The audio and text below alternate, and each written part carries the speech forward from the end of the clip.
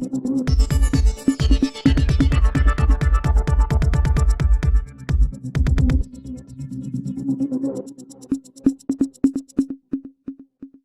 पहुंच गई है जबलपुर की उत्तर मध्य विधानसभा, जो बड़ी हॉट सीट है। और आपको पता होगा कि कुछ दिन पहले कुछ विवाद थी, कुछ टिकट को लेकर नाराजगी थी, वो सब चीज़ें ठीक भी हो गई। अब टिकट भी हो गई और प्रत्याशी का लगातार जनसंपर्क, वो जनसंपर्क आज हम कई दिनों से लगातार आपको बता रहे हैं। आज हम उनसे खुद बात करेंगे कि आखिर उनके लिए कितनी चुनौती है। देखिए, भारतीय जनता पार्टी जब मैदान पर होती है तो भारतीय जनता पार्टी के एक कार्यकर्ता चुनाव लड़ते हैं। और मैं ये मानता हूँ कि जब भाजपा का कार्यकर्ता मैदान में उतर जाता है तब प्रत्याशी कोई भी हो वो बोल्ड हो जाता है और सिर्फ भारतीय जनता पार्टी ही मैदान में रहती है। तो इसलिए ये भारतीय जनता पार्टी चुनाव यहाँ पर लड़ रही है और मैं दावे के साथ कहता हूँ कि जनता के आशीर्वाद के साथ उत्तर मध्य विधानसभा में कमल की।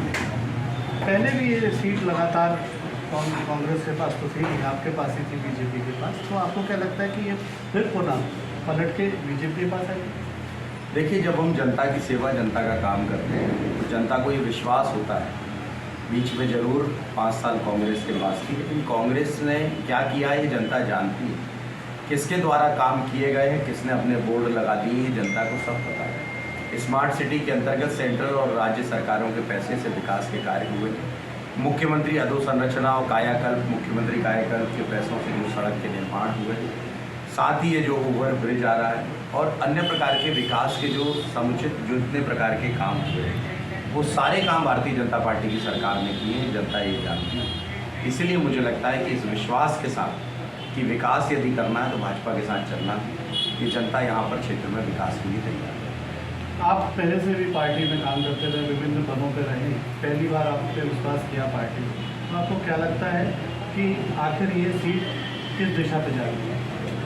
देखिए, भारतीय जनता पार्टी ने मुझ पर विश्वास किया। विश्वास कर भारतीय जनता पार्टी ने मुझे कहा कि आपको अब नई भूमिका का निर्वहन करना। मुझे प्रदेश उपाध्यक्ष बनाया, युवा मोर्चे का प्रदेश महामंत्री बनाया, प्रदेश अध्यक्ष बनाया, तो उस समय संगठनात्मक भूमिका का निर्वहन।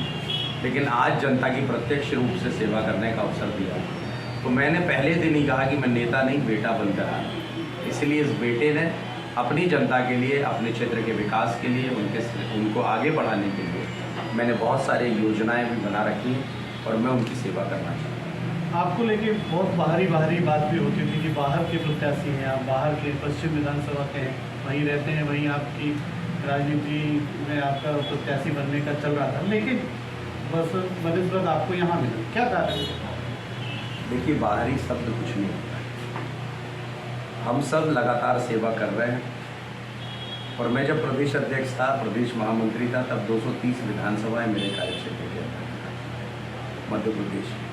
इसलिए मैं उस क्षेत्र पे काम कर रहा था और सबसे पहले जबलपुर के अंदर मैं जगदीश मंदिर गढ़ा फाटक में रहता हूँ। सरस्वती शिशु मंदिर से मैंने अपनी पढ़ाई की है और उसके बाद बीएससी कंप्यूटर साइंस की है, बैचलर ऑफ जर्नलिज्म की है, फिर एलएलबी की है, एमए किया है, मास्टर ऑफ इंटरनेशनल बिजनेस किया है, फिर पढ़ाई पीएचडी की है। तो इस तरह से मैंने इस जबलपुर संस्कारधानी में ही काम किया है और मैं दावे के साथ कहता हूँ कि मेरी उम्र में जो लोग हैं वो मालवीय चौक में मुझसे ज़्यादा लड़ किसी ने देखा है। मुझे पुलिस ने मेरे ऊपर जिस तरह का लाठीचार्ज किया है और संघर्ष में नहीं किया, इसलिए संघर्ष के साथ फिर आया हूँ और भारतीय जनता पार्टी के साथ मिलकर कार्यकर्ता, मैं तो खुद कहता हूं कि मैं प्रत्याशी नहीं हूं, मैं भाजपा का एक कार्यकर्ता हूं और पूरी पार्टी काम में लगी हुई है और एकता के सूत्र में हम काम कर रहे हैं। और मैं दावे के साथ कहता हूं कि भारतीय जनता पार्टी के कार्यकर्ता जब प्राण मनोयोग से जुड़ते हैं तब कोई भी राजनीतिक दल, चाहे कांग्रेस भी क्यों ना हो, वो सामने नहीं टिकेगी। भाजपा ही जीत कर आएगी और भाजपा ही। संगठन में लगातार अनुभव लिया आपने, अगर पहली बार जनप्रतिनिधि बनने की ओर अग्रसर हो गए, क्या चुनौतियां हैं? देखिए, चुनौतियां कुछ नहीं है। मन के अंदर का ये भाव जरूर है कि क्षेत्र के विकास के लिए जुटना है। मन के अंदर ये भाव है कि जो लाडली बहना अपना आशीर्वाद मुझे देती है उसके लिए कुछ करना है। आशीर्वाद जो मुझे एक बुज़ुर्ग तीर्थ दर्शन का देते हैं उसके लिए मुझे कुछ करना है। आशीर्वाद जो एक गरीब जिसका मकान कच्चा था उसका प्रधानमंत्री मकान बना हुआ है उसके लिए कुछ करना है। कुछ करना है उस नौजवान के लिए जो रोज़गार से जुड़ना चाहता है। सुरक्षा देनी है उस व्यापारी को जो व्यवसाय में सुरक्षा चाहता है। सुरक्षा देनी है यहाँ पर रहने वाले हर नागरिक को। यातायात की व्यवस्थाएं सुचारू करनी है। और साथ में शिक्षा, स्वास्थ्य, और मैं दावे के साथ कहता हूँ कि जनता मुझे आशीर्वाद दे रही है और मैं बहुत व्यवस्थित तरीके से इस क्षेत्र में काम कर रहा हूँ। टिकट के समय जो विरोधाभास आया, फिर एकदम माहौल बना विरोध का, नाराजगी का, फिर एकदम मामला डैमेज कंट्रोल। अब आपको लगता है कि पूरा मामला डैमेज कंट्रोल? देखिए, कभी डैमेज था ही नहीं तो कंट्रोल का विषय ही नहीं। पहले दिन से ही मैं कह रहा था सब कुछ कंट्रोल में है। और जब मैंने तो कहा कि मैं परिवार का सबसे छोटा बेटा हूँ, और जब घर का सबसे छोटा सदस्य किसी काम को करने निकलता है तो हमारे भारतीय संस्कृति की ये परंपरा है कि सभी बड़े अपना आशीर्वाद देते हैं, उनको तिलक लगाते हैं और कहते हैं कि जाओ बेटा, बहुत अच्छा काम करो, मेरी शुभकामनाएं तुम्हारे साथ। और यहाँ तो भारतीय जनता पार्टी के कार्यकर्ता वरिष्ठों ने शुभकामनाएं ही नहीं दी, मेरे साथ कहा कि तेरे साथ कदम से कदम मिलाकर चलेंगे और निश्चित तौर पर भारतीय जनता पार्टी को विजयश्री दिलाने तुझे आशीर्वाद भी देंगे। मुझे लगता है कि मुझे पूर्ण आशीर्वाद सभी वरिष्ठों का मिल रहा है। और मेरी ये प्रकृति और प्रवृत्ति दोनों कि मैं हमेशा अपने बड़ों का सम्मान और अपने मित्र सहित जो मेरे छोटे उनको गले लगाकर काम करता हूँ। उसी का परिणाम है कि पूरी पार्टी एक सूत्र में बनकर मेरे साथ है। जो दावेदार थे वो साथ हैं? जितने भी लोगों का देखिए, चुनाव के समय लोग दावेदारी करते हैं, मैं तो कोई दावेदार था भी नहीं, तो सभी मेरे साथ हैं, सभी वरिष्ठ मेरे साथ हैं और उनका आशीर्वाद मेरे साथ है।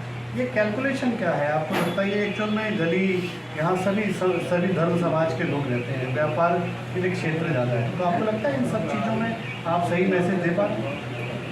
देखिए, उत्तर मध्य विधानसभा में आपसे कहा हिस्टोरिकल विधानसभा है। यहाँ पर बहुत प्राचीन मठ मंदिर भी है, सभी समाजों के, चाहे वो अलग अलग प्रकार के समाज हो, सबकी आस्था और श्रद्धा के केंद्र यहाँ पर।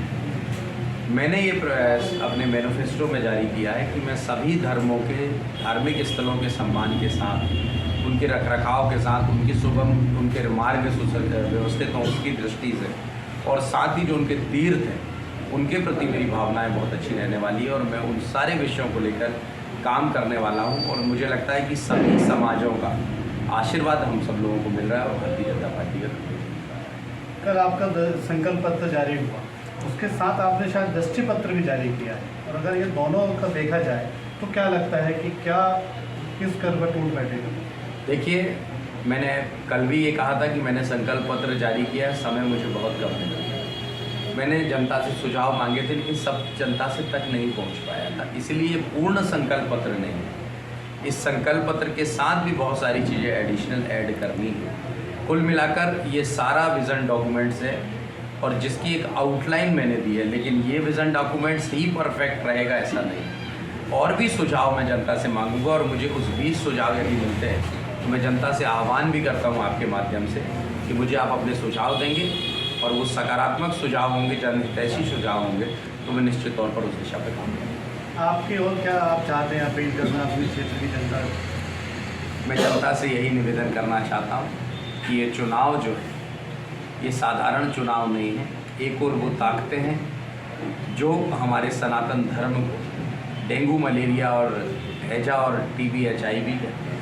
दूसरी ओर नरेंद्र मोदी जी के नेतृत्व में वो सनातनी लोग जो हमारे राम मंदिर का भव्य निर्माण करा रहे हैं। इसलिए 22 जनवरी की मैं आप सबको अभी से शुभकामनाएं देता हूं कि रामलला आएंगे और जब वो अपने आसन पर विराजमान होंगे तब इस देश का एक एक व्यक्ति हर्षोल्लास से भरकर गदगद होकर उस दृश्य को देखेगा। एक बार पुनः सबको दीपावली की शुभकामनाएं। ये थे अभिलाष पांडे जो लगातार कह रहे हैं कि एक तो शिक्षित वर्ग से भी हैं और उन्होंने बहुत संगठन में काम किया है और उनकी कुछ योजनाएं व्यक्तिगत भी जो संकल्प पत्र के अलावा वो चाहते हैं कि वो एक विजन डॉक्यूमेंट दें और एक क्षेत्र में काम करके देखें।